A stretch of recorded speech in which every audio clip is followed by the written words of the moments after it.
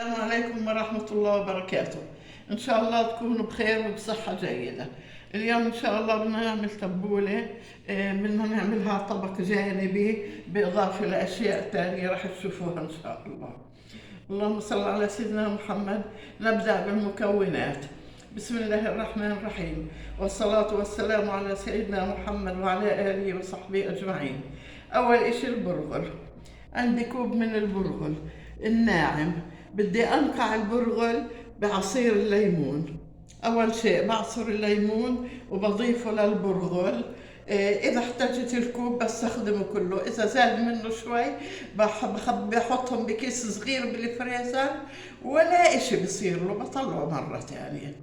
هون عندي بصل أخضر، وهون عندي 4 حبات بندورة متوسطة الحجم، نصف ضمة أو باقة من النعناع، وضمة كاملة كبيرة الحجم من البقدونس. هون عندي أخذت الأوراق، وهون 4 أو 5 أوراق من الخس. طبعا الخسة تؤكل مع التبولة. وبحتاج لملعقة كبيرة نعناع ناشف يابس، وكأس بكأس الشاي كوب زيت زيتون، وإذا احتجت كمان بضيف، وملعقة صغيرة ملح أو حسب الرغبة. بدي أقطعهم إن شاء الله رب العالمين، وأنقع البرغل بعصير الليمون. عندي هون هاي الماكينة بفرم فيها، استخدمتها أنا وحبيت إني يعني إن شاء الله إني أفيدكم. النعناع، ورق الخس والبقدونس، جربت أفرمهم فيها هذه محضرة الطعام، وما شاء الله طلعوا يعني كأنه فرم يد. لكن البندورة والبصل ما بزبط عليها، البندورة بتطلع مخبصة وطرية، البندورة والبصل فرم باليد، والبقدونس والخس والنعناع بمحضرة الطعام. هاي بستخدمها للبصل كميات، وللملوخية وللجزر، لأشياء كتير يعني ما شاء الله مريحاني، والله يريحكم ويهدي بالكم يا رب.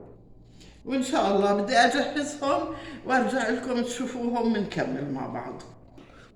قطعت البقدونس والنعناع، اللهم صل على سيدنا محمد، والخس في المحضرة، وفرمت البصل على اليد، والبندورة هي اللي بقطع فيها بحطها بالمصفاي مشان تنزل ميتها، لأنه هاي المي بديش إياها تكون مع البرغل، أحسن بيطلع زي الشوربة.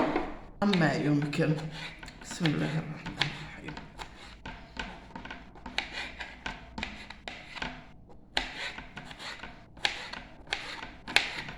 قطع صغيرة جدا بها. بضيف ملعقة كبيرة نعناع ناشف. بسم الله الرحمن الرحيم، أو أكثر يعني ما بيأثر. بضيف البندورة. بسم الله الرحمن الرحيم. شوفوا ميتها.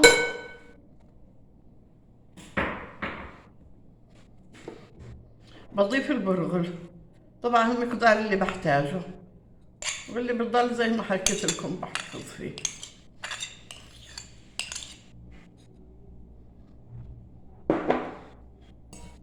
بسم الله الرحمن الرحيم.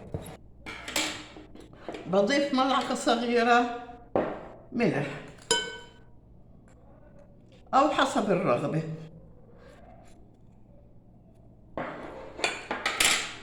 بضيف زيت زيتون. بسم الله الرحمن الرحيم، كمية منيحة لا بأس بها، قدر كأس شاي أو. وبخلط المكونات منيح. بسم الله الرحمن الرحيم. وبتشوفوا إن شاء الله عند التقديم بحط تحته أوراق الخس، وبحطه بجاط مفرود. وهي جاط التبولة جاهز زي ما انتم شايفين. بتمنى ينال إعجابكم، وألف شكر للمشاهدة، والحمد لله على نعم الله التي لا تعد ولا تحصى. بس والله نسيت أحكي لكم إن الخضار كلها بحطها بجاط كبير، بغسلها مرتين ثلاث، وآخر مرة بضيف لغسلها ملعقة كبيرة من الخل الأبيض مشان تتعقم إذا فيها بيوض حشرات إذا أي شيء، فالخل بقتلهم، وبصفيها وبجففها من الماء وبفرمها. وهي هي طريقتي. وهذا البرغل اللي زاد اللي حكيت لكم عنه هيو بفرزه وبطلعه وقت الحاجة.